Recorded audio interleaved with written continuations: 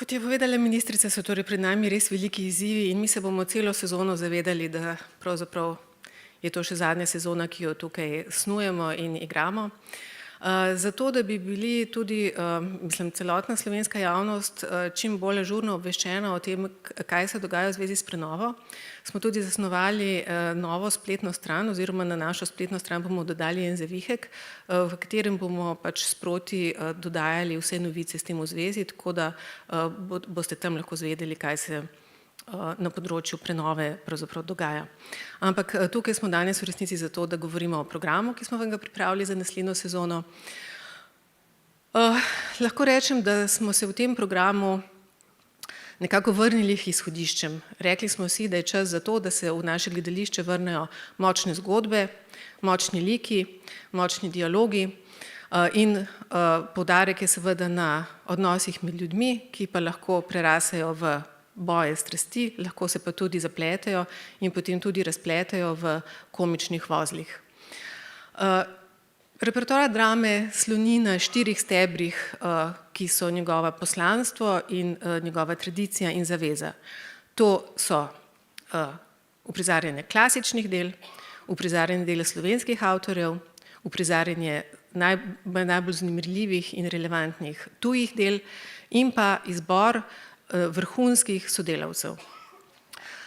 Tako smo za sezono 23-24 pripravili na velikem odru 6 premier in v mali drami 4.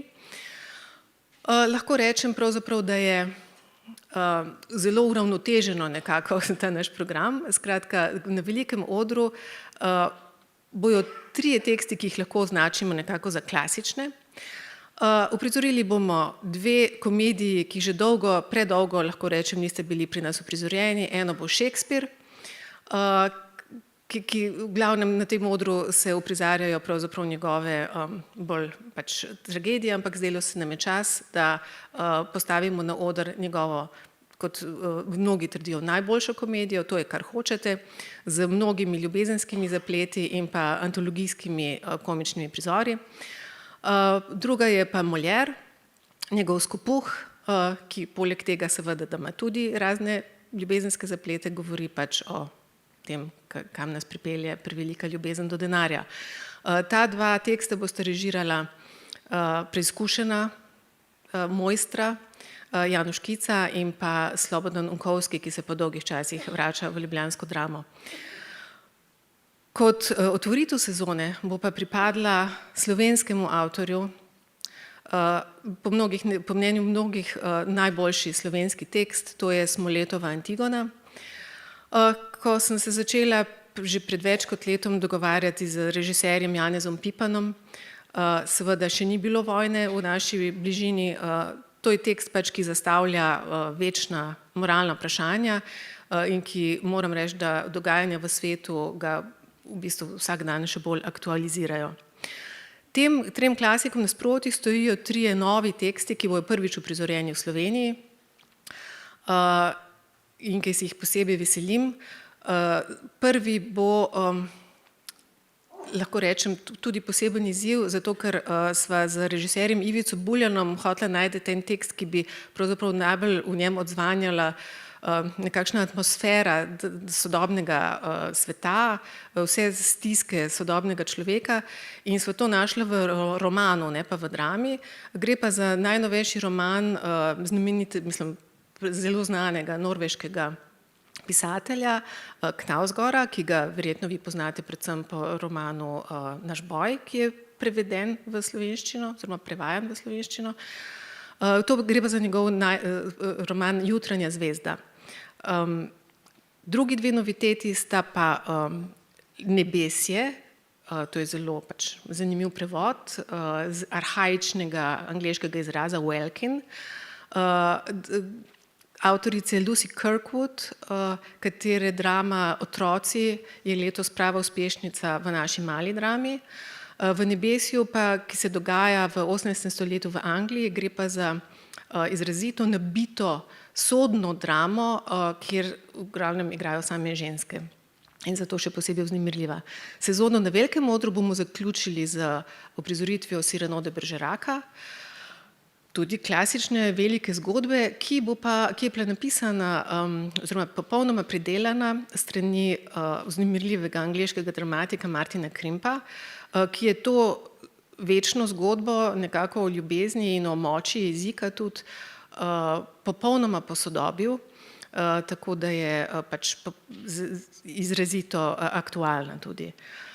To bo režiral Tim Grabner, režiser mlajše generacije, in za mlajšo generacijo bomo nekako začeli tudi naš program v Mali drami, kjer boste prvi dve predstavi režirala taka dva režiserja. Skratka, prva uprizoritev bo režirala Maša Pelko. To bo spet noviteta. Gre za najnovejšo, oziroma ne vem, če je najnovejša, ampak za zelo novo dramo Rolanda Schimmelfenniga, tega zelo znanega tudi in pri nas pogosto uprizarjanega nemškega dramatika, Dan, ko jaz ni bil več jaz. Sledila bo pa uprizoritev znamenite drame Mroška Tango, ki jo bo režiral Luka Marcen in kjer se pravzaprav se sprašuje o tem, ali je danes revolucija še možna oziroma če je, kdo je lahko njen nosilec.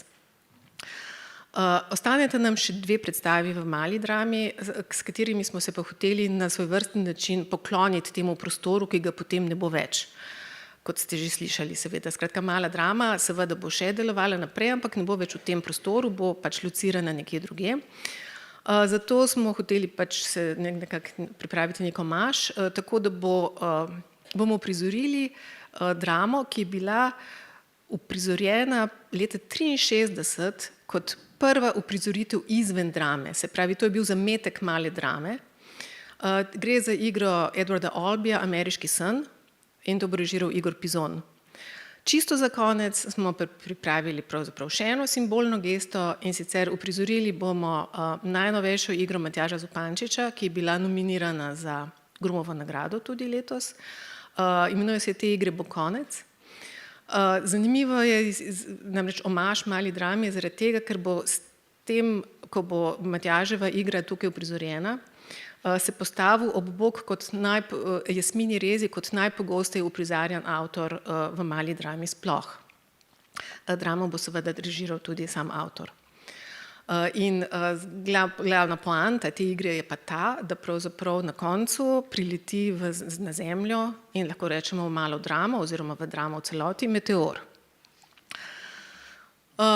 Tako da zdaj, jaz sem na kratko orisala, seveda predstavitev bolj poglobljena bom prepustila našim igralcem.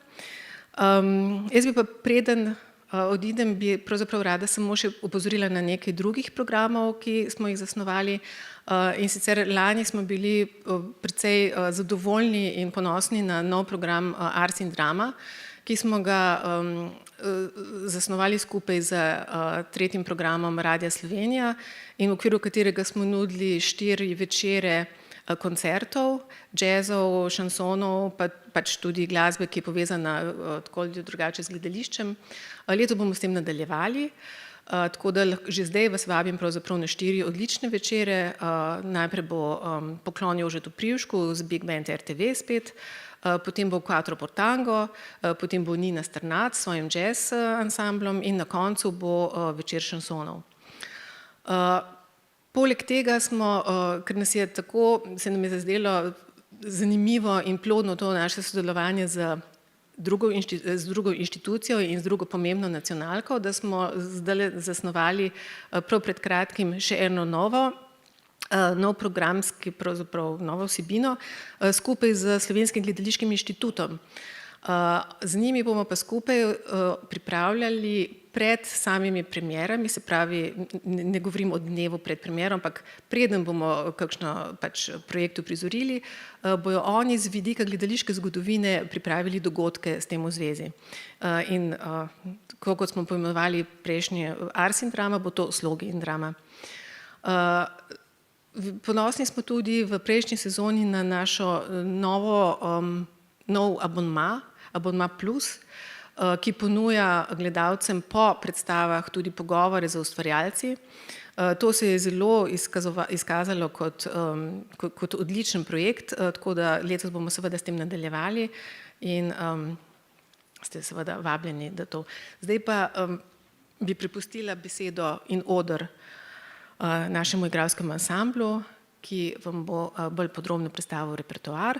Za klavirjem bo pa pianist Joži Šalej, ki spremlja tudi našega velikega diktatorja sicer.